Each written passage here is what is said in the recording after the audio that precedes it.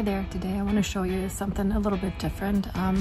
We have a new table, we bought it last season, and it is a wood look tile to it, and I absolutely love it. Unfortunately, my husband and son decided it was a great idea to chip ice off of it in the winter, which is never a good idea, but it resulted in something not so pretty. It's a huge chip right here, and I've purchased a bunch of things to try to repair it. I know it won't be perfect because it's such variations and it needs to get painted in, and I just want to share my attempt to fix this. So you can see there's a little crack right here. It goes all the way over to this area, and yeah. Let me show you what I bought, and let me show you what I'm gonna do to try to fix it. So here's what I bought. I bought a tile fix kit, Bondo, the white cream hardener. I actually bought extra, didn't know that it came with it. I have my brushes and some spreaders, some sticks to mix. I'm gonna mix it on this lid, and some different type of sandpaper. This is 220 and this one is 120. So what I'm gonna do is I saw in other instructions that people use this because for deeper cracks, with which the one is. So I will try to possibly go over this and paint it in to make it look like I'm gonna do uniform color of this, like a base color of the wood, and then I'm gonna do a thinner layer of the veins and stuff, paint it in to see if that'll work. I just noticed that it comes with a color chart too, which comes in handy, and it explains exactly how much you need. There's like the line and how much putty and how many dabs of paint you need. So I should be able to match that. I decided that 20 comes the best in line with this right here. I think 20 would be the best. So let's mix according to that.